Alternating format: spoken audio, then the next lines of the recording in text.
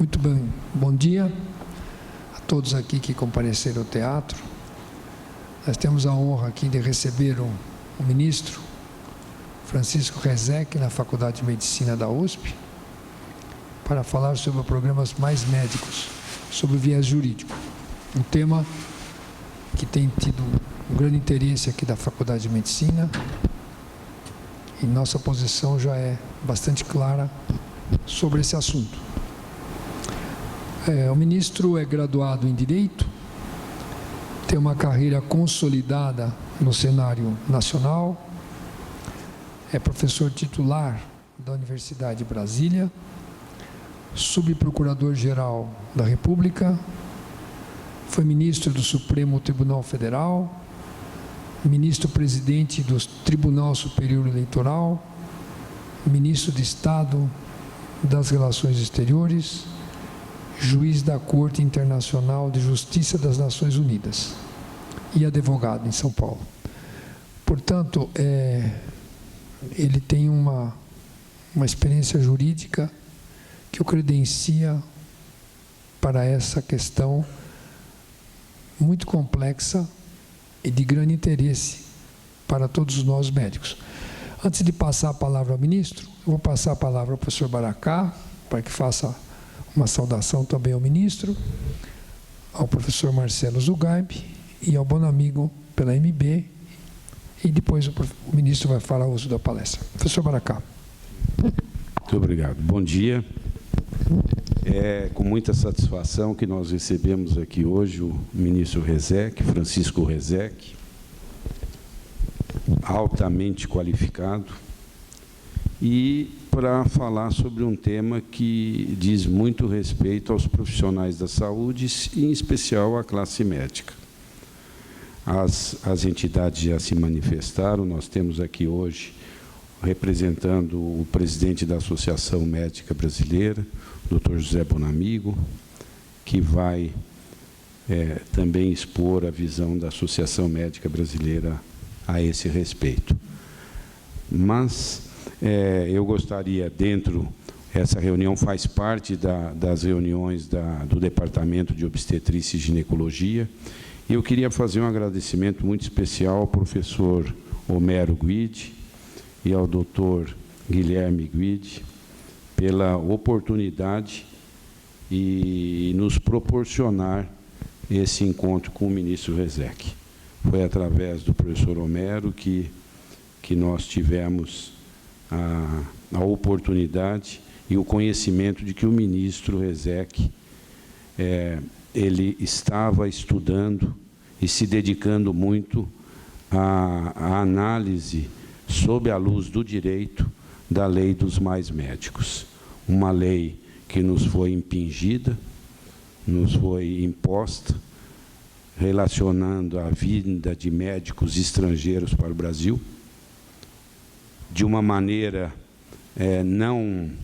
não muito transparente, e que ela inclui outras ações, como a residência obrigatória em nível de atenção primária, a residência em nível nacional, num exame único, onde o PROVAB é valorizado, e essa faculdade foi sempre contra o PROVAB, não o incluiu em nenhuma dos exames de residência que foram feitos nesse período após vamos dizer, a instalação do PROVAB pelo atual governo. Então, eu acho que vai ser muito bom para nós, e eu agradeço, e é um prazer muito grande, ministro Rezec, que em conversas com ele nós descobrimos algumas coisas, e talvez se conversar um pouco mais, vamos descobrir mais coisas, não, ministro? Mas é um prazer realmente muito grande recebê-lo aqui. Passo a palavra agora ao professor Marcelo Zugaib, professor titular também da Faculdade de Medicina. Professor, por favor.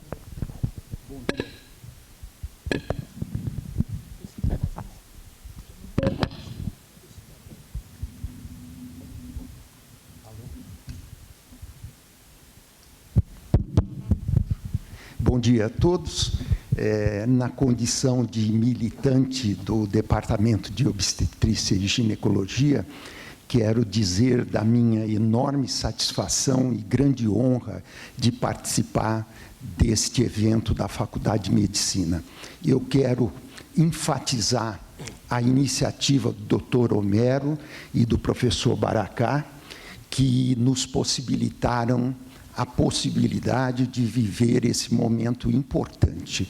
E cumprimentar o professor José Otávio por ter abraçado, na condição de diretor da Faculdade de Medicina, esta iniciativa.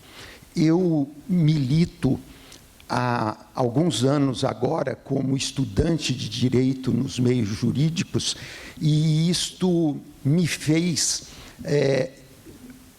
crescer mais na admiração a esse homem que tanto faz e tanto fez pelo nosso país.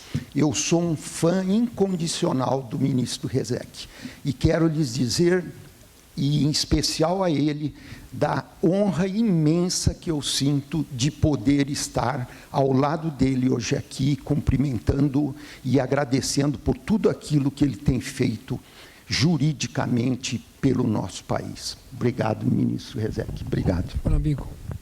Obrigado. Quer dizer algumas palavras? Enfim, dar palavras ao ministro. Agradeço a oportunidade de poder estar aqui, fazer alguns comentários, mas principalmente ouvir o ministro Rezec, certamente vai nos iluminar com os conhecimentos profundos que ele tem a respeito do tema, e queria deixar registrado, ministro, o esforço que a Associação Médica Brasileira fez no ano passado. Eu estava aqui no telefone, não era uma desatenção, estava buscando a data. Nós entramos em 23 de agosto do ano passado com uma ação de inconstitucionalidade contra a medida provisória, a ação 5035, e, à época, junto com o jurídico da MB, nós estudamos o tema e algumas coisas eram muito evidentes para nós, que eram afrontas à legislação brasileira, né? O disfarce de intercambista para um sujeito que vai, de fato, trabalhar e está lá para substituir mão de obra, a afronta a tratados, né, o enorme volume de recursos financeiros do erário que sai do país através da Organização Pan-Americana de Saúde e vai para o exterior sem uma aprovação do Congresso Nacional, que à época também, segundo a consultoria jurídica e o que nós levantamos, é passível de questionamento, e N outras situações. Então, queria registrar que foi um esforço enorme. Nós identificamos uma série de irregularidades, pelo menos na visão que o jurídico nos trouxe, e também queria expressar um certo desapontamento. Todos nós conhecemos a morosidade da justiça no Brasil, mas nós entramos com essa ação em agosto.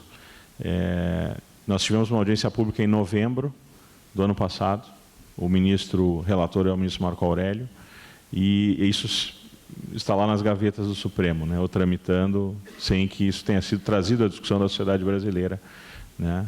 Imaginávamos que haveria uma pressão política, né, mas é evidente que, se tratando do nosso maior tribunal, fica um pouco de desapontamento da gente ver que a política suplanta a justiça, ou pelo menos atrapalha, né, enreda um pouco a justiça. Então, agradeço novamente a oportunidade de estar aqui, não quero tomar o seu tempo, gostaríamos de ouvir o senhor, e muito obrigado novamente em nome da Associação Médica Brasileira. Muito bom. Ministro, então, com a palavra. O senhor quer falar daqui ou quer ali no... Vai lá. Muito obrigado, senhor diretor da faculdade, ilustres professores, estudantes, médicos vinculados de algum modo ou por alguma razão a essa notável, histórica instituição de ensino. Por um lado, é um prazer enorme estar aqui. Eu sou uma extravagância jurídica numa família de médicos, uma família em que, na minha geração e sobretudo nas gerações seguintes, os médicos predominam amplamente sobre qualquer outra carreira. Muitos deles formados nesta casa. Mas, por outro lado, eu tenho a sensação de que vou lhes dizer coisas que já sabem. Vou compendiar e organizar à minha maneira certos dados e certas análises que todos os presentes já terão feito de algum modo, não só sobre os aspectos científicos e políticos dessa matéria, mas também e até mesmo sobre os estritos aspectos legais do programa de que estamos cuidando hoje. Vejam bem, historicamente, neste país, em alguns outros, o governo não é um bom legislador. Justiça seja feita. A má produção legislativa, quando tem origem palaciana e não parlamentar, é uma realidade que vai mais longe no tempo do que os últimos 12 anos. E alcança sabidamente outros domínios além do domínio tributário, que é aquele em que a perversa produção legislativa palaciana mais contaminou a ordem jurídica brasileira nas últimas décadas e mais comportou episódios de correção pelo Judiciário, de derrubada pelo Supremo, em nome da Constituição da República, de algumas façanhas legislativas do governo em matéria de tributos. Mas se por um lado o governo não é um bom legislador quando propõe coisas ao Congresso Nacional, editando, por exemplo, uma medida provisória sobre a qual o Congresso trabalhará, ele o é menos ainda quando produz diretamente sob a forma do decreto, daquilo que é da competência exclusiva do Palácio, quando produz normas jurídicas. O exemplo mais mediático dos últimos tempos no Brasil foi aquilo que todos recordam, o decreto relacionado com o sistema de participação popular, o decreto dos conselhos populares, dos sovietes, como alguns disseram na época, mediante o qual tratou-se, no plano do decreto presidencial, de uma questão que comportaria, no mínimo, uma lei do Congresso discutida e votada amplamente, se não uma emenda à própria Constituição. Porque aquela criação do chamado sistema de participação popular altera profundamente os mecanismos de participação coletiva no processo decisório relativo à elaboração das leis. A Constituição disciplina isso de modo rigoroso, obediente à tradição das democracias participativas e parlamentares, e não havia como, por decreto executivo, alterar de tal maneira o sistema.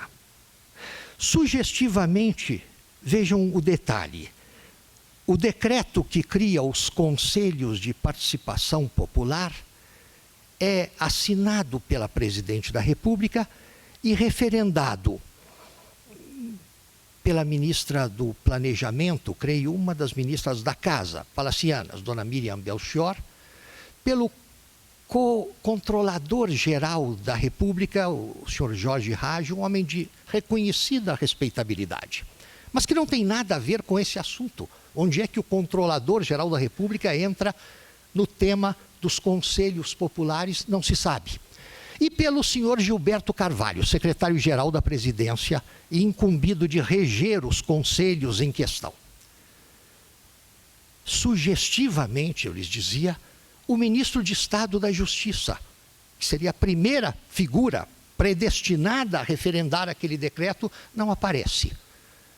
Trata-se de um professor de direito. Imagina-se que ele não quis, de algum modo, emprestar o seu nome àquela espécie de aventura legislativa. O mais curioso, e aí sob a ótica política, é o fato de que a criação dos conselhos foi justificada pelo governo como uma resposta ao clamor das ruas de junho de 2013. E tudo aquilo que não se viu nas ruas em junho de 2013 foi uma chamada ao aparelhamento político partidário das instituições. O que as ruas de junho de 2013 fizeram foi bem o contrário. Foi expulsar aqueles que pretenderam navegar naquela maré favorável, ostentando bandeiras de partido. Tratasse-se do partido governante ou de partidos periféricos desejosos de algum modo participar do movimento, mas que as próprias ruas rejeitaram. Usa-se historicamente, não apenas em língua portuguesa, em outras também, a expressão pôr na rua no sentido de expulsar. Os militantes de carteirinha que foram às ruas em junho de 2013 conseguiram essa façanha semântica de serem expulsos da rua. A rua não os queria. A rua não queria, lançou-se até um slogan: o povo unido não precisa de partido. Bom, o contexto dessa legislação governamental viciosa é exatamente o contexto de que se origina o programa Mais Médicos, a legislação relativa ao programa Mais Médicos. Vamos identificar, como todos certamente já identificaram, as patologias legais principais, as patologias do tratamento legislativo da questão Mais Médicos, sob uma estrita ótica da ordem jurídica e levando em conta o conjunto, não a especificidade da questão dos médicos cubanos, que será tratada mais tarde. As patologias gerais nesse contexto desdobram-se aí em duas grandes vertentes. Primeiro, aquilo em que o programa, pela medida provisória, que em seguida o Congresso transformou em lei, aquilo em que o programa interfere na formação médica. Interfere de várias maneiras. Interfere na política relacionada com o final de curso, com a residência, com estágios, criando o chamado ciclo de medicina geral de família e comunidade, interferindo nos pressupostos da especialização nos vários domínios da medicina. E tudo isso numa olímpica abstração daquilo que é a voz da categoria, numa absoluta ignorância daquilo que a classe médica no Brasil pensa da coisa, sobretudo no que tem a ver com a interferência na formação universitária do médico, uma absoluta abstração, um desprezo total por aquilo que a classe, no que ela tem de universitário, no que ela tem de acadêmico, poderia pensar do projeto. Aquilo que a classe teria a dizer sobre o projeto. Várias vezes me perguntei se algum governo teria algum dia a audácia de fazer isso com a classe dos juristas, com a OAB, com a formação das carreiras jurídicas do Ministério Público, na Judicatura e outras. Quando? Imagino que nem mesmo nos momentos de maior cordialidade entre a OAB e o governo da República, fase que a ordem está vivendo neste momento.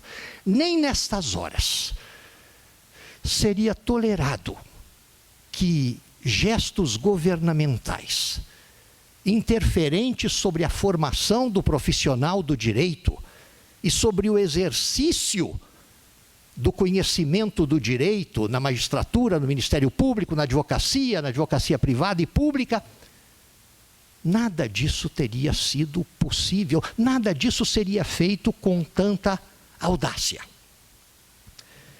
Além da questão da interferência no processo de formação dos profissionais da medicina no Brasil, houve também uma grave quebra da regra geral de qualificação do médico para o exercício da sua profissão, mediante quebra da regra geral relativa à revalidação dos médicos formados no exterior. Nós todos sabemos que entre estes existem profissionais graduados por centros de excelência lá fora. Mas nem tudo lá fora é excelência. E por isso se criou, não se poderia ser discriminatório aí em função da origem, dizendo, necessitam de revalidação os diplomas originários de tais ou quais países e não necessitam aqueles outros vindos da Grã-Bretanha. Não se poderia agir assim. Isso seria discriminatório e antijurídico, portanto a regra é geral. A regra da revalidação dos diplomas estrangeiros é uma regra geral. Pretendeu-se quebrá-la, quebrou-se na realidade a regra. Primeiro, atribuindo aos conselhos regionais de medicina a tarefa de substituir a revalidação universitária dos diplomas por um credenciamento, enfim, que os conselhos improvisariam em obediência à nova lei. Os conselhos não se acomodaram a isso com facilidade. E como todos recordam, houve episódios traumáticos de rejeição. O do Paraná foi o mais emblemático de todos. A partir do que, então, o governo concordou em que o Congresso não convalidasse essa parte da medida provisória. Na lei do projeto Mais Médicos já não aparece essa perspectiva de se outorgar, de se impor aos conselhos regionais de medicina esse substitutivo da revalidação universitária dos diplomas estrangeiros, e dá-se essa incumbência a uma repartição do próprio governo. Dá-se essa incumbência por decreto executivo a uma repartição do próprio governo, que naturalmente obedecerá ao decreto em questão. Há também aquelas patologias específicas relacionadas com os médicos vindos de Cuba. A primeira delas é a quebra da isonomia salarial. É a afronta à histórica regra segundo a qual, ao trabalho humano de igual natureza e qualidade, deve corresponder a mesma retribuição. Desde o final do século XIX, desde que os últimos casos de escravatura legal, de escravatura legitimada pela ordem jurídica de alguns países, o nosso era um deles. Desde que terminou a escravatura, e ela se pôde entender como pelo menos formalmente banida das sociedades no mundo todo, criou-se essa regra costumeira, enfim, prevaleceu um princípio costumeiro em direito, o da isonomia salarial. Em 1948, quando a Assembleia Geral das Nações Unidas adotou por aclamação a célebre Declaração Universal dos Direitos do Homem, ficou claro o princípio de que a igual trabalho deve corresponder igual retribuição, independentemente de origem, nacionalidade, sexo, cor ou lá o que seja. Essa regra, como veríamos, foi quebrada, e quebrada com bastante aspereza, no caso específico dos médicos cubanos. Mais que isso, o que aconteceu foi um escamoteamento, uma ocultação da verdade material, que no caso é um contrato de trabalho entre o governo da República E os médicos vindos do exterior ou originários do próprio país. Fez-se tudo por travestir essa figura simplíssima de relação de trabalho por um curioso método transverso e complexo de contratações e pactuações. Como se verificou mais tarde, e aí é onde se pergunta, o Ministério Público do Trabalho, tão eficaz, tão solícito, tão enérgico em condenar, até além dos limites da razoabilidade, as terceirizações em geral, mesmo no domínio da limpeza, da segurança e de outras tarefas menores. Parece que o Ministério Público do Trabalho não se deu conta do que está acontecendo neste caso específico e de muito maior gravidade. Certamente já sabem que esses médicos originários de Cuba são contratados por uma instituição que tem o nome de Comercializadora de Serviços Médicos Cubanos, Sociedade Anônima.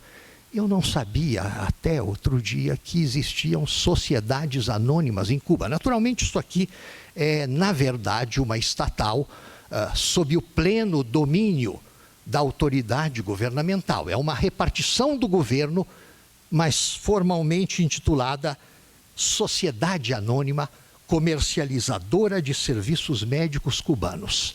É com esta sociedade anônima comercializadora da medicina que os médicos em questão têm um contrato. Essa instituição entende-se com o governo da República de Cuba, que por sua vez entende-se com a Organização Pan-Americana de Saúde. Esta pactua com o governo do Brasil. Vejam bem, o que sabemos, muito mais pelo vazamento posterior à edição das normas, pelo vazamento de 1 ou 2 contratos celebrados entre médicos cubanos e essa entidade, é que eles se subordinam a um sistema no qual o governo brasileiro paga per capita, por cada um dos médicos cubanos, a mesma soma de R$10.000 a título de salário, agregada por alguns benefícios necessários à instalação em pontos remotos, residência, transporte, etc. Isso ficando a cargo, em geral, dos municípios. Imagina-se, então, que, tal como sucede, presumivelmente no caso dos demais médicos, ou seja, dos não cubanos, imagina-se que esses R$10.000 vão retribuir o trabalho desses profissionais, quem sabe se acrescidos por alguma gratificação extra que a própria OPAS tiraria dos seus recursos. Não, o que sucede é o contrário. Da soma paga pelo governo brasileiro por cada um dos médicos cubanos, a OPAS retira para si 5%. É uma espécie de taxa de administração, taxa de intermediação, taxa que se lhe paga por ser aquilo que chamaríamos a atravessadora, se estivéssemos falando do comércio de gêneros. E vejam, o pacto entre a OPAS e o governo brasileiro não ficou claro perante ninguém. E aquele estabelecido entre a OPAS e o governo de Cuba, esse tem então uma secretude, uma intransparência absoluta.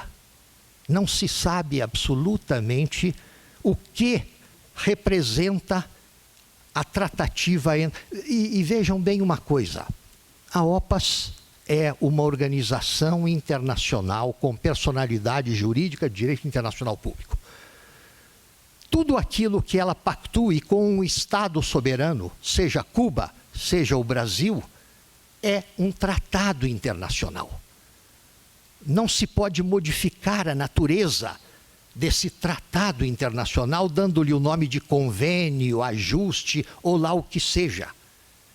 E um tratado internacional não pode ser secreto, como pelo menos aquele que se pactuou entre a OPAS e Cuba é sabidamente secreto, incognoscível por qualquer pessoa interessada em saber de que se trata.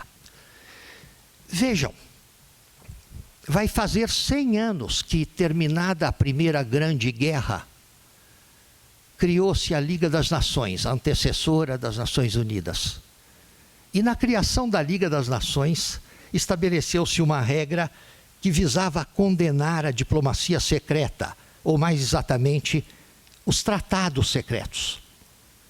Criou-se, em 1919, uma situação tal em que qualquer de nós, qualquer pessoa interessada, por exemplo, em saber quais são os tratados que hoje vinculam a República Popular da China à Coreia do Norte, ou que vinculam a Itália à Grécia, ou que vinculam a Suécia à Dinamarca, sobre qualquer tema, basta ir ao repertório geral das Nações Unidas hoje, da Liga naquela época, e tomar conhecimento pleno em cada linha, em cada sílaba dessas tratativas, porque não pode haver tratados secretos. Faz quase 100 anos que essa... E, no entanto, inventa-se neste momento e neste ponto do continente americano a ressurreição da diplomacia secreta, a ressurreição de pactos que se pretendem eficazes juridicamente e que são sonegados ao conhecimento de quem queira saber o que eles significam. Muito bem, é por conta de vazamentos, então, que tivemos notícia, todos, daquilo que representa na linha final, na fase terminal do feixe de negociações, a destinação desses recursos. Sabemos, então, que o médico cubano atuante no Brasil tem direito a um salário, esse nome nunca é usado, tem direito a uma bolsa, uma contribuição, etc., que é de $1.000, dos quais ele só recebe 400. 600 outros são depositados numa conta em seu nome na República de Cuba e só serão disponíveis quando do retorno. Esse dinheiro representa, dependendo da taxa de câmbio, que oscilou entre o momento dessas normas e o dia de hoje, esses valores representam de 20% a 25% daquilo que o governo brasileiro paga. Levemos em conta aí a comissão da intermediária, que é a Organização Pan-Americana de Saúde. E nos perguntamos ao fim e ao cabo, e 70% desses dinheiros, que destino tomam? Isso não se sabe formalmente, apenas presume-se que são recolhidos ao Tesouro da República de Cuba. Ou algum outro destino, talvez até menos exemplar. Não sabemos, não é possível saber. E vejam bem, isso com a intermediação da Organização Pan-Americana de Saúde, que é uma subsidiária regional da Organização Mundial de Saúde, que faz parte, por sua vez, do sistema das Nações Unidas. Essas mesmas Nações Unidas que, em Assembleia Geral, em 1948, declararam solenemente que não se pode quebrar o princípio da isonomia, que a igual trabalho deve corresponder igual salário. Tudo isso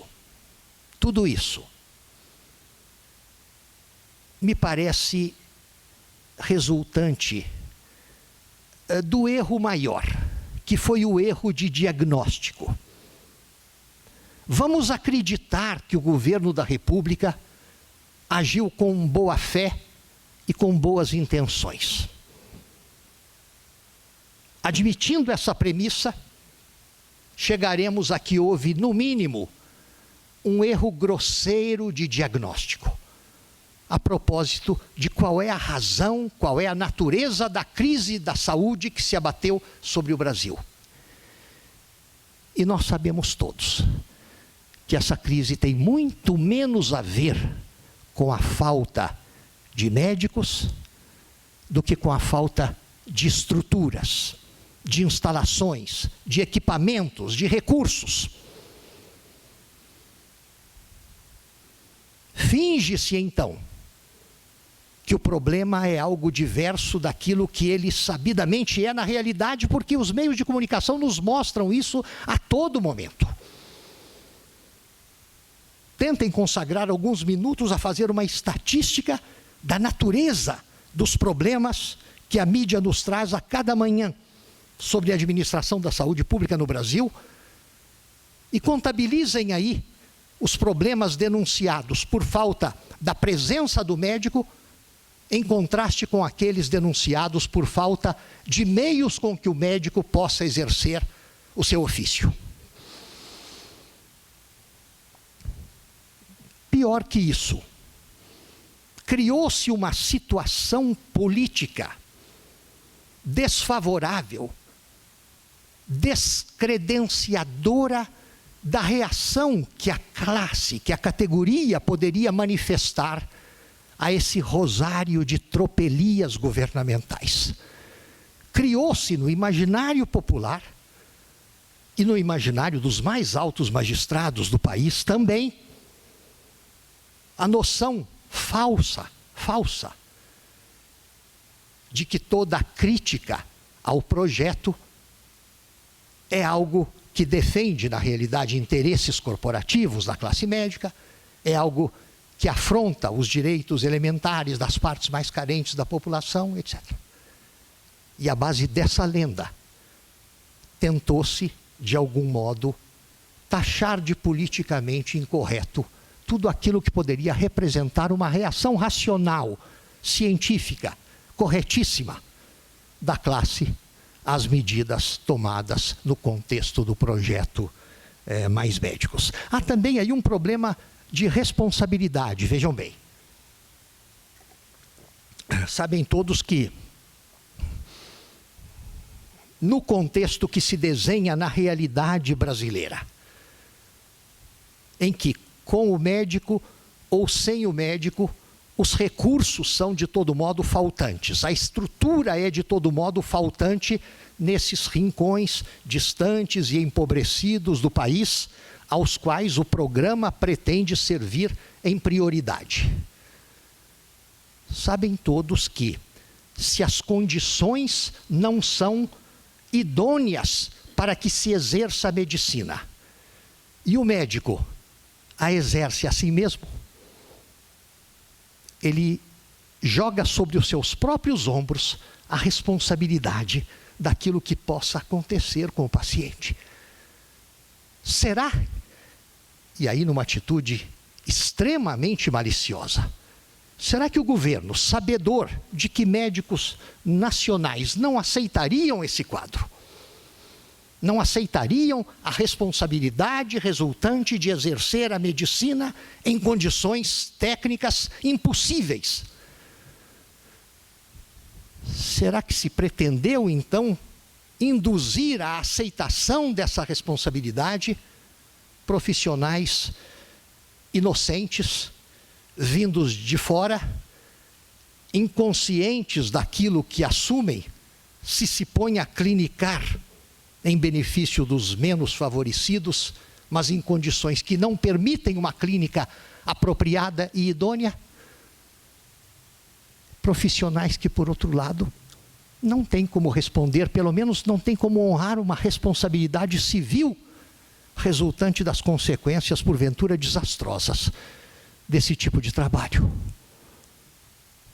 Será que, no fundo, a responsabilidade não será ativada e as possíveis vítimas do sistema ficarão sem qualquer espécie de consolo, de compensação?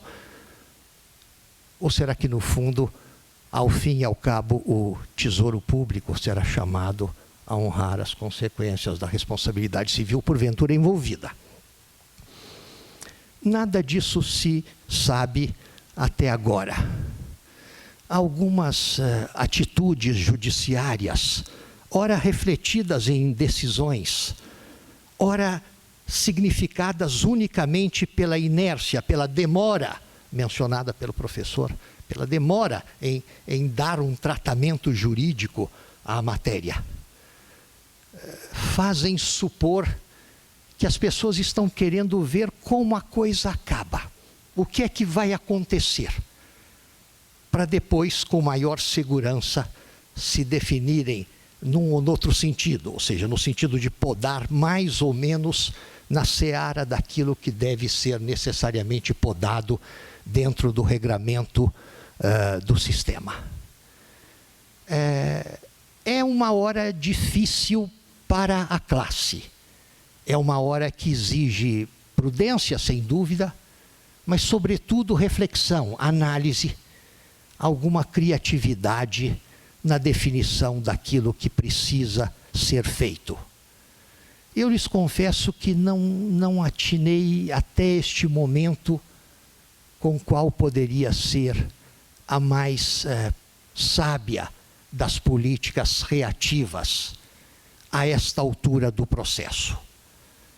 Imagino que tudo o que puder surgir de bom, de positivo, virá naturalmente da própria classe médica. Não unicamente do seu setor universitário, mas sobretudo dele. E é daí que se espera a solução, o regramento substitutivo, no mais curto prazo possível, substitutivo daquilo que o governo fez sozinho. Eu não sei se algum médico, além do então ministro da Saúde, que é o único nome da classe envolvido no processo legislativo do projeto, não sei se algum outro médico, alguma outra instituição médica terá sido ouvido algum dia, ao longo da fermentação, ao longo da gestação daquilo que foi a medida provisória resultante na lei do Congresso e nos outros desdobramentos normativos do sistema.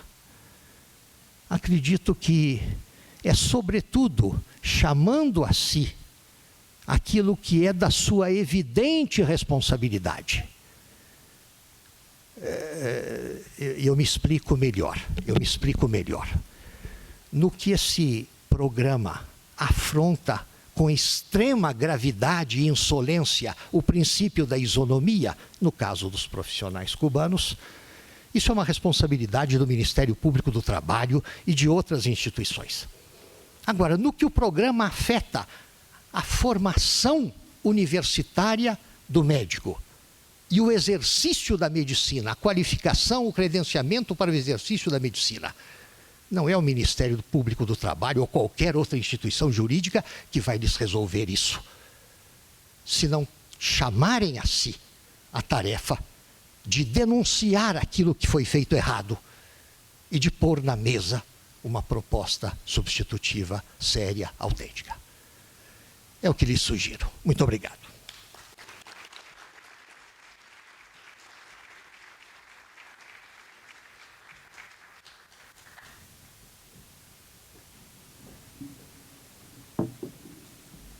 As perguntas serão coordenadas pelo professor Baracate e pelo professor Marcelo. Por favor, ministro.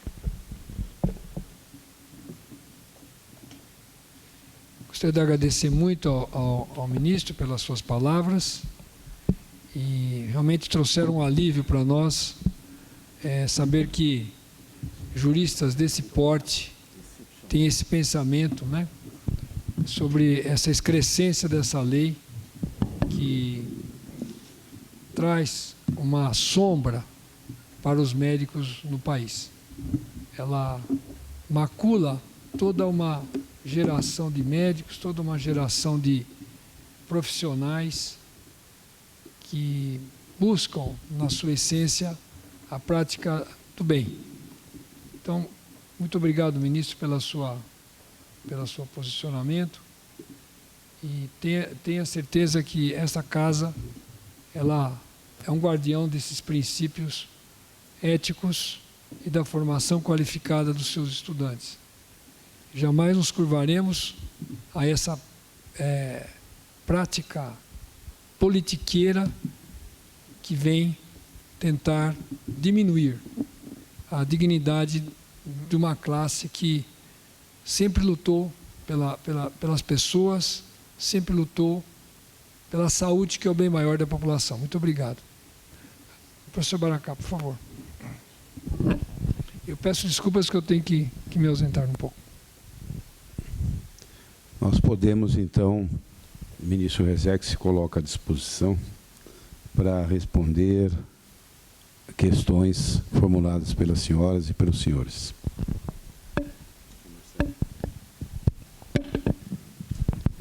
Doutor Bonamigo. Deixa eu ver se esse aqui está bom. Não está ruim.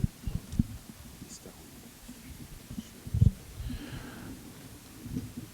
Ministro, uma das coisas que o nosso jurídico aventou, e acho que não há pessoa mais, talvez, preparada para responder, é de se haveria uma possibilidade da gente levar ou a Corte Internacional ou a própria Organização Mundial de Saúde denunciar esse tratado ou convênio que foi feito. A falta de transparência, existe inclusive um documento ao qual nós tivemos acesso através de pesquisa à época, em que a Organização Mundial de Saúde elenca, não é uma lei, mas são normas de o que ela acredita que devam ser os preceitos de tratados de colaboração entre países quando são enviados profissionais, não só médicos, mas enfermeiros e outros. E a questão da isonomia é uma das citadas lá. E, evidentemente, está sendo desobedecida aqui no Brasil, quer dizer, que é um princípio tão básico, né, da nossa legislação, e acredito da legislação internacional e até de direitos humanos. Então, na verdade, a pergunta seria essa, se é possível, ou há um meio, né, para que a gente exponha, né, essas ilegalidades, não sei se é a palavra mais adequada, entre esse convênio que foi estabelecido entre o Brasil, a OPAS e Cuba, num órgão superior internacional, ou na própria OMS, denunciando essa prática de um dos seus braços, né, ou numa corte internacional, se haveria um caminho. Essa é uma das possibilidades que o jurídico nos trouxe, considerando que o próprio Tribunal de Contas da União condenou essa questão da remessa de um volume tão grande de recursos, que foi pago até adiantado a prestação de serviço, que também é ilegal no Brasil. Se haveria um caminho, se o senhor vislumbra uma possibilidade, ou se é um caminho, não é um caminho factível? Eu tenho seríssimas dúvidas quanto à eficácia de certos organismos internacionais. Veja, doutor, existe uma Corte Interamericana de Direitos Humanos. Essa corte parece bem mais vocacionada para reprimir violações de direitos humanos acontecidas no passado do que para programar a defesa dos direitos humanos na hora atual e no futuro. Não faço sob a rubrica, sob o título Defesa dos Direitos Humanos, o que nós mais estamos vendo é uma inquisição dos direitos humanos violados no passado. O que serve muitas vezes como cortina de fumaça para ensobrecer aos nossos olhos as violações de direitos humanos que acontecem neste momento e que propendem a acontecer no futuro. Não creio na eficácia desses mecanismos. Eu acho que sim, existem certos mecanismos de controle no sistema das Nações Unidas. Duvido que a OPAS tenha alguma coisa assim, talvez a própria Organização Mundial de Saúde não tenha nenhuma espécie de corregedoria, mas a própria ONU, a cujo sistema todas elas pertencem, tem sim alguns mecanismos que poderiam, sem dúvida alguma, ser acionados para que, tendo conhecimento daquilo que se passa em matéria de e que significa violação de normas da Carta da SDN e depois da Carta de São Francisco da Califórnia, da Carta da ONU, relacionadas com a necessidade de transparência das tratativas entre governos e organizações internacionais integrantes do sistema. Sobretudo, mecanismos que podem funcionar eficazmente no sentido de coibir a violação com a cumplicidade de órgãos do sistema da ONU da regra fundamental da isonomia retributiva que a ONU consagrou desde 1948. Agora, veja, esse mecanismo, que pode, sem dúvida, ser provocado, não resolve o problema principal, que é um problema veja bem, doutor, do que essa legislação relativa ao programa Mais Médicos tem de mais atrevido, tem de mais desastrado e insolente. Não é muito fácil atacar por inconstitucionalidade. Depois de uma decisão judiciária em nível de Supremo Tribunal Federal, que eu li naquela tentativa de liminar e mandado de segurança, depois dessa outra ação que tem por relator o ministro Marco Aurélio e que está, enfim, à espera de decisão, eu tenho a impressão de que essa matéria propende no Judiciário, destacadamente no Supremo Tribunal Federal, que teria competência para fazer a crítica em nome da Constituição dessas normas. É muito difícil resolver esse problema em graus inferiores de jurisdição. Mas eu tenho a impressão, doutor, de que o Supremo frequentemente procede à luz da lei da inércia, que não é uma lei jurídica, mas é uma lei que se nos impõe e prefere, por causa da excessiva carga de trabalho que ele tem sobre si neste momento, não priorizar casos que, a seu ver, comportam... Eu tenho a firme impressão de que é isso que está na cabeça daqueles cavalheiros e damas. Isto aí não é sangria desatada, vamos esperar um pouco para ver como é que as coisas se definem, vamos ver se surgem problemas maiores. Acho difícil convencê-los a dar prioridade ao trato da questão constitucional e nem sei, veja bem, nem sei se o trato da questão constitucional, ainda que fosse inteiramente favorável à proposição da categoria, resolveria todo o problema. O problema maior deveria ser resolvido em bases políticas, com uma reação do Congresso. Veja, nós começamos agora, no dia 1º de janeiro, na realidade no dia 1º de fevereiro, a ter um Congresso um pouco diferente daquele que temos tido, que teremos até janeiro. E é possível que em bases políticas e mediante pressão sobre o Congresso Nacional, não é crível que a instituição médica brasileira não tenha, dentro do Congresso Nacional, uma representação atuante o bastante, vocalizante o bastante dos interesses da categoria, no que eles coincidem milimetricamente com os interesses nacionais. Ou seja, é a sociedade brasileira como um todo que é agredida quando se deteriora a qualidade, quando se modifica no sentido de piorar de algum modo, de degenerar de algum modo a qualidade do ensino médico, de criar situações em que a formação do médico será afetada e nunca num sentido positivo.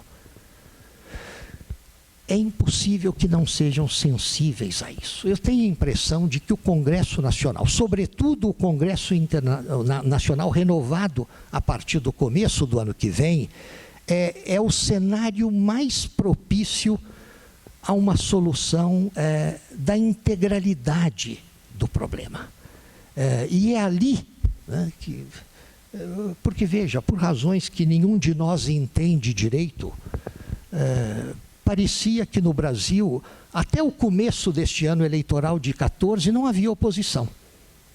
A impressão que todos tinham é de que não havia oposição. Há uma massa homogênea de adesistas incondicionais de carteirinha e os outros que estão lá para enfim, adotar uma atitude de inteira passividade, de pasmaceira geral diante daquilo que sucede no governo. Não é? E esse cenário mudou. Esse cenário mudou aceleradamente ao longo do ano de 2014 e, sobretudo, pelo produto das urnas de 2014, nós teremos um Congresso modificado, não radicalmente, mas modificado para melhor. Não há dúvida nenhuma a esse respeito. E, sobretudo, um Congresso motivado por lideranças políticas que deixam uma atitude histórica de preguiça e partem para a ação política corretiva de desmandos, erros ou simples imperfeições do governo. Eu acho que é nesse cenário, mais do que... Infelizmente, gostaria de não ter que dizer isso, mas eu acho que no cenário político do Congresso Nacional, as perspectivas de correção deste processo conducente a uma situação tão lesiva aos interesses da categoria e aos interesses nacionais, da saúde pública no Brasil. A correção é de ser esperada muito mais do cenário parlamentar do que do tapete judiciário ou das organizações internacionais.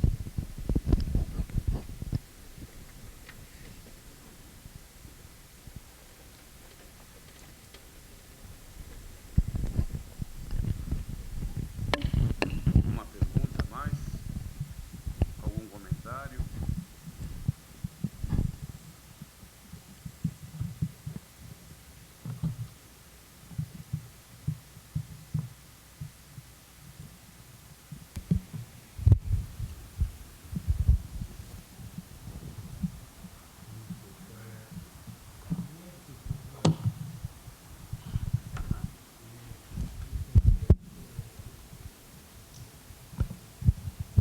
O médico cubano que cometer qualquer desvio, ele será julgado pelas leis brasileiras ou cubanas?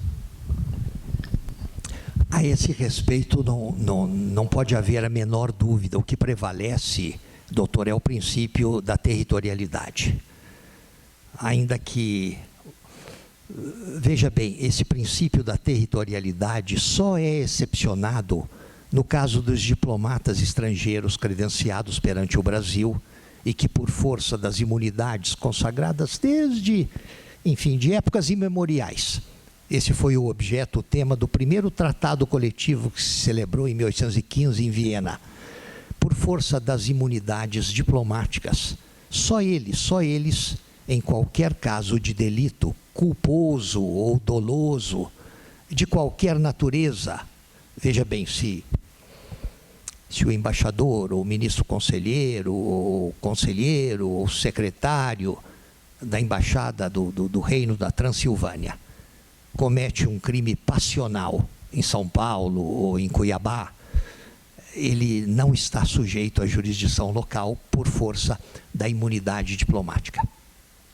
Agora, excetuado este caso, a territorialidade é que prevalece. E aí é que está o problema, veja bem.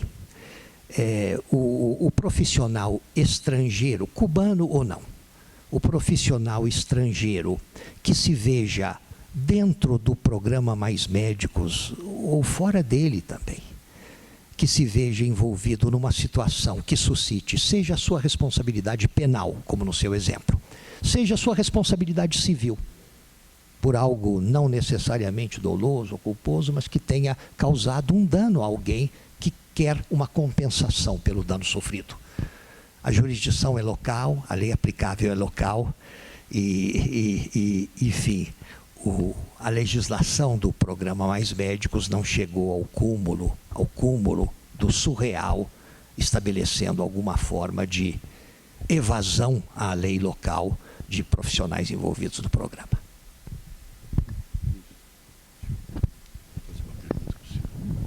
Eu gostaria de perguntar ao ministro, no caso, existe, quando o estudante conclui seu curso de graduação, ele pode realizar 1 ano de serviço em nível de atenção primária oficial, é o chamado PROVAB. Ele recebe um bônus para o exame de residência. Se ele ficar 2 anos, ele recebe um bônus maior ainda, que vai ser agregado à nota que ele obtiver no concurso de residência. No caso especificamente da Faculdade de Medicina da USP, ela não aderiu, nossa comissão de residência médica não aderiu ao PROVAB, a faculdade não aderiu. E usou como princípio a isonomia universitária da Universidade de São Paulo. Então, eu queria que o senhor comentasse. Nós sabemos que algumas universidades federais também tiveram uma atitude semelhante e o próprio entraram com recurso e contra essa medida adotada por algumas instituições. Queria saber a visão do senhor nesse particular, professor. Tudo aquilo que eu poderia estar qualificado para lhe responder diante dessa questão, professor Baracato, é a questão dos limites daquilo que a autonomia, que o princípio clássico em direito brasileiro, da autonomia universitária impõe. Ou seja, existem inúmeras situações em que determinada diretriz, seja do governo, seja de outras entidades representativas de alguma forma de interesse nacional, existem situações em que a universidade, invocando a sua autonomia, pode resistir. Pode dizer, a minha autonomia universitária permite. Os limites são ditados mais pelo bom senso do que pelo regramento jurídico. É como a liberdade de cátedra. Cada um de nós, professores universitários, sempre soube que a liberdade de cátedra o autoriza a uma porção de coisas. Eu entendia mesmo que, mais do que autorizar, a liberdade de cátedra me obrigava, os deveres da cátedra me obrigavam a não esconder nada dos alunos, a ser de uma transparência absoluta no trato da verdade e na exposição da verdade. Sempre houve uma infinidade de coisas que eu não diria lá fora, mas em sala de aula disse com toda a naturalidade possível.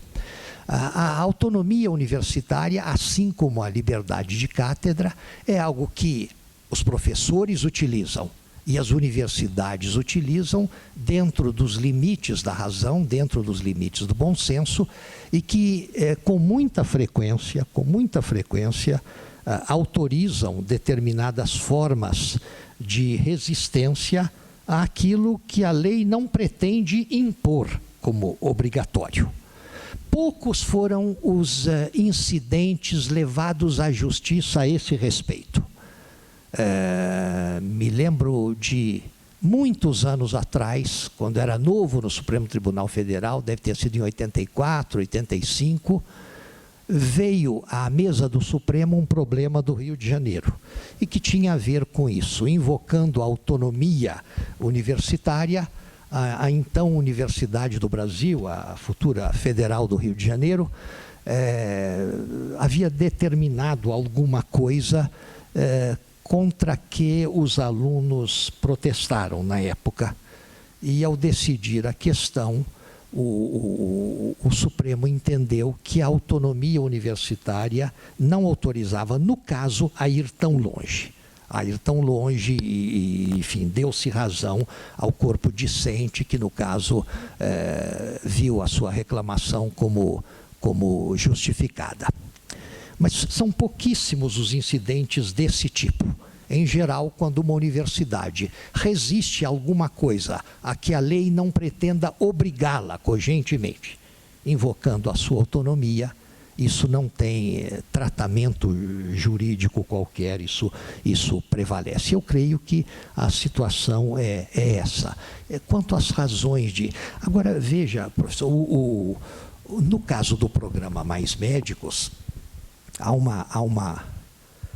uma evidente interferência da lei, não é? Naquilo que é o programa da formação do profissional da medicina. Eu não sei se haveria meios de rejeitar certas condicionantes postas pela lei do programa Mais Médicos e interferentes sobre a fase final da formação do profissional da medicina. E veja, o mais grave da história, o credenciamento do médico, não pelo Conselho Regional, mas por uma repartição do governo. Isso não há invocação de autonomia universitária que permita evitar. O que nós podemos fazer?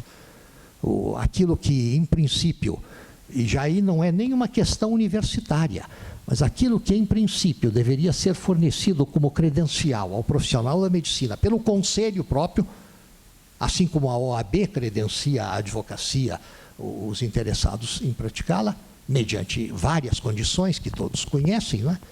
De repente, por força de lei, não precisa mais o Conselho Regional de Medicina credenciar, porque uma repartição do governo tira do bolso do colete uma credencial temporária.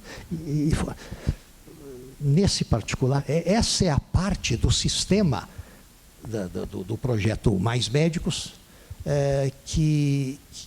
que produz um efeito lesivo e perigoso, né? mais transparente, mais visível. E neste exato domínio não há nada que a autonomia universitária permita fazer. Ministro, aqui, seu lado direito. Oi. Boa tarde, bom dia. Duas perguntas. Uma pergunta é exatamente sobre isso. A lei que normatiza os conselhos regionais de medicina, já de longa data, né, ela foi colocada a escanteio em relação a isso, dando a lei. Será que aí não teria uma brecha em relação... Qual que seria o papel do Conselho Regional, dos conselhos regionais em relação a isso? E a segunda pergunta é sobre os tutores. É uma outra parte nebulosa da história, que os tutores estariam junto com qualquer problema que esses profissionais poderiam vislumbrar no exercício da medicina, e eles seriam imputados também por qualquer problema que esse tutorando deles teria, né, em relação ao exercício da profissão. E aí, atrás deles, teriam as universidades também. Parece que alguns tutores estão vinculados a algumas universidades federais. E aí, se algum tutor vinculado a uma universidade federal, e aí, novamente, a autonomia da universidade, como é que isso, o senhor vê essas duas vertentes dessa história? Doutor, sobre a sua segunda questão, eu tenho dificuldade em me defender. Eu conheço pouco do sistema de tutela e daquilo que seriam as consequências da definição de responsabilidades, quando do trabalho conjunto, enfim, quando do trabalho do profissional sob a tutela daquele que deveria orientá-lo. Como se equaciona aí o problema da definição de responsabilidades? Essa é uma questão que comporta, sim, estudo, mas que eu não teria como lhe dizer.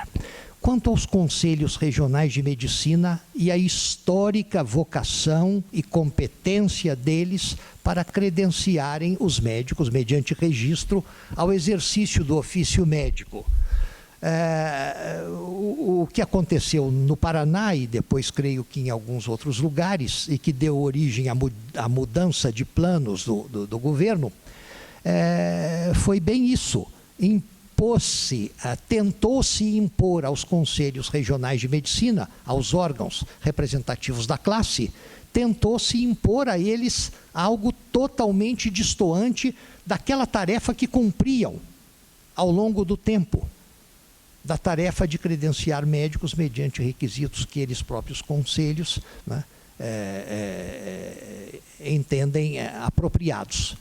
E com isso houve a rejeição, e com isso houve a recusa de proceder, e não havia como cogê-los a isso, não havia como, de algum modo, forçar o cumprimento dessa norma que pretendia impor a eles o credenciamento provisório dos médicos do programa, quando formados no exterior e sem um diploma revalidado no Brasil.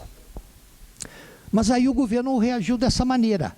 Tudo bem, os conselhos não vão credenciar, tira-se isso, Congresso, tire isso do texto, isso que a medida provisória propunha, que não deu certo. Vamos tirar, não deixem isso na lei, que a lei não fale sobre o assunto, e o governo baixa, como de fato baixou, um decreto habilitando o Ministério da Saúde, habilitando uma repartição do Ministério da Saúde a fornecer essas credenciais. Isso pode ser discutido sob a ótica do direito? Sem dúvida, pode, sem dúvida. O instrumento apropriado aí seria a questão da competência do governo para, mediante decreto, veja, é como se não há muita diferença entre isso que aconteceu e aquilo que aconteceria se, de repente,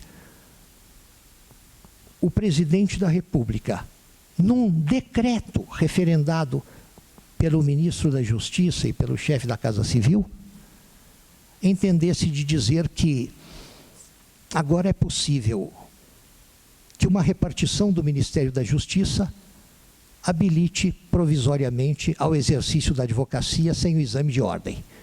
Ou habilite, quem sabe, a investidura provisória como juiz federal sem concurso. A natureza jurídica do vício é a mesma.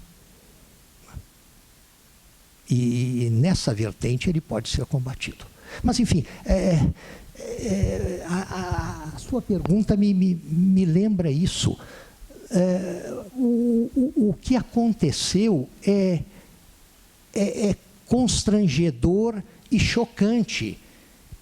E por alguma razão, talvez porque sejam tantas as coisas chocantes que andam acontecendo, não nos chocamos tanto. E a própria justiça reagiu mal às primeiras, pelo menos às primeiras provocações que recebeu, no sentido de corrigir isso, talvez por medo de incidir no politicamente incorreto. Sei lá, o tempo nos dirá o que aconteceu. E o tempo definirá também as responsabilidades. Pois. Bom dia. Por favor, uma questão que eu fico com dúvida. Um paciente vítima de um erro médico, de um médico cubano, ele deve ser orientado a recorrer a quem? Uma vez que os conselhos regionais não reconhecem esse profissional não segue um código de ética, quem é o responsável? O Ministério da Saúde? A quem que ele recorre? O que a gente deve orientar caso nos seja questionado isso? Doutora Camila, a responsabilidade, no caso, pode ser levada à justiça em qualquer circunstância. Veja bem, assim como posso processar o banqueiro que me extorquiu, o segurador que não me pagou a indenização devida diante de um sinistro, o advogado que me lesou de algum modo, o médico que me causou um dano. Posso processar perfeitamente em juízo, acionando a responsabilidade civil ou a responsabilidade penal, neste caso, mediante comunicação ao Ministério Público. Independentemente da questão de tratar-se ou não, isso foi dito quando daquela pergunta relativa à hipotética imunidade, será que fizeram alguma coisa no sentido de dar a certos médicos estrangeiros o regime das imunidades diplomáticas? Não. Então, a ação civil e a ação penal são sempre possíveis. Agora, me parece que o ponto mais condimentado da sua pergunta é o que tem a ver com aquilo que, independentemente da ida da vítima à justiça, em ação penal ou em ação civil, é a questão de saber como é que fica aquilo que a vítima do erro médico, digamos, faria junto ao Conselho Regional de Medicina. Porque o Conselho Regional de Medicina, neste caso, dirá com toda a razão, eu não tenho nada com isso. Este cavalheiro não foi credenciado por mim, não foi titulado por mim. E seria a hora de fazer algo fantástico e de extrema exemplaridade. Ir ao governo, ir ao Ministério da Saúde e chamar ali à responsabilidade quem credenciou esse profissional. Aí só neste domínio, que não é exatamente o do processo penal, nem o do processo civil, mas que tem a ver com a ética médica e outros valores também. Enfim, aquilo que seria feito em circunstâncias normais junto ao Conselho Regional de Medicina, seria extraordinário, de preferência chamando a imprensa para ir junto, ir lá bater na porta do ministro da Saúde e chamá-lo à responsabilidade.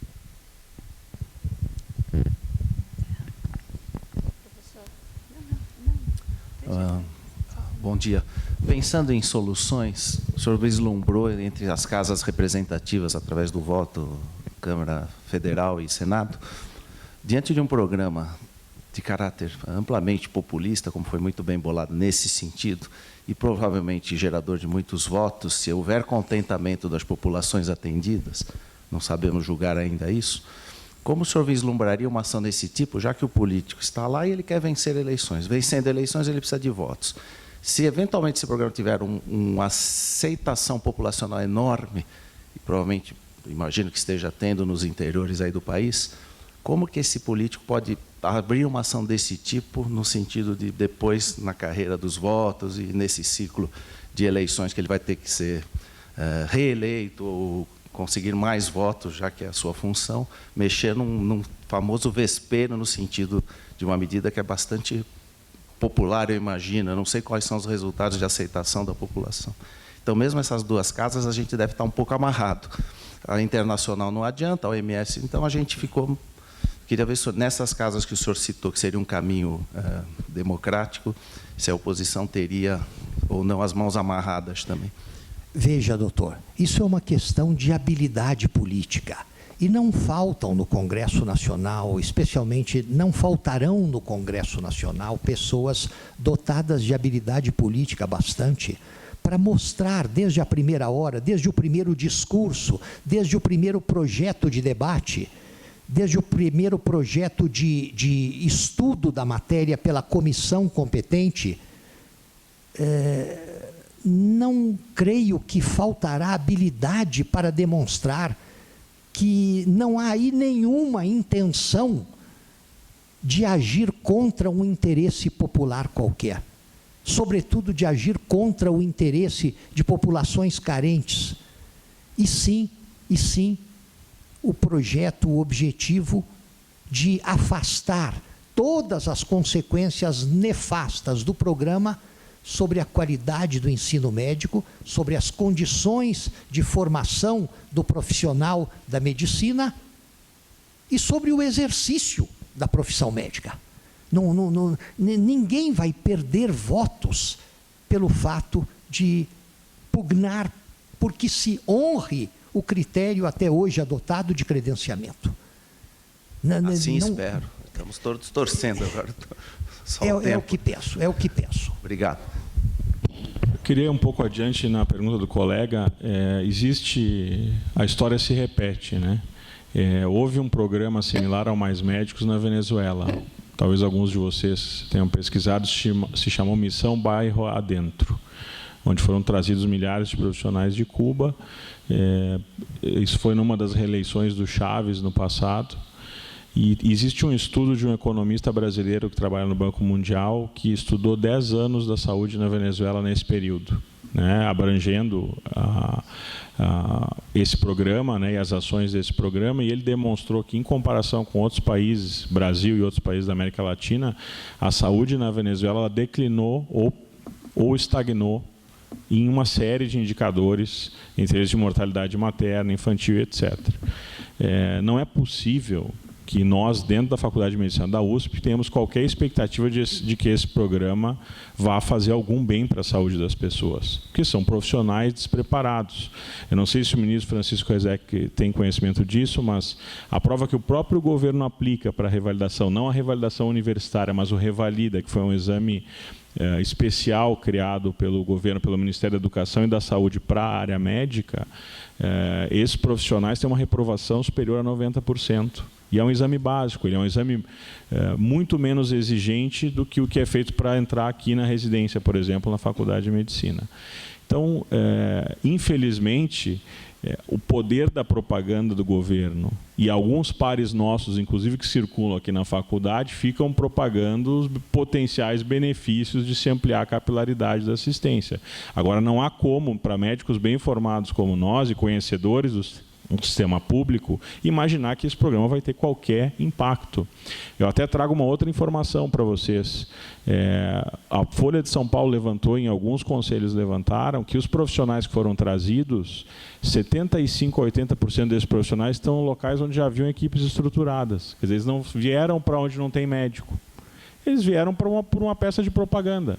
Quer dizer, se quer medir o impacto, ou talvez até fique mais fácil medir, porque se nós procurarmos esses 20%, 25% que estão sozinhos, aí sim nós poderemos comparar eles com onde já havia equipes regulares, né, de atenção primária ou de estratégia de saúde da família. Então, não vamos cair nesse engodo que está sendo imposto à sociedade brasileira de que esse programa tem o potencial de melhorar a qualidade da assistência. Ele pode trazer conforto para as pessoas que não tinham alguém, né, que lhes ouvisse e lhes falasse.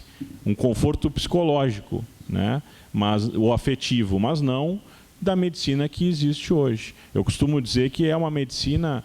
Tive a oportunidade de conversar com vários desses profissionais. Alguns que eu tenho a convicção de que, de fato, fizeram a formação em Cuba e são médicos, porque existe uma forte suspeição de que muitos desses profissionais sequer médicos são. Mas eles praticam uma medicina que se praticava no Brasil há 40, 50 anos atrás, né, com uma penicilina, uma aspirina e um anti-inflamatório. Eles não conhecem a farmácia básica, que é restrita, disponível hoje no sistema público.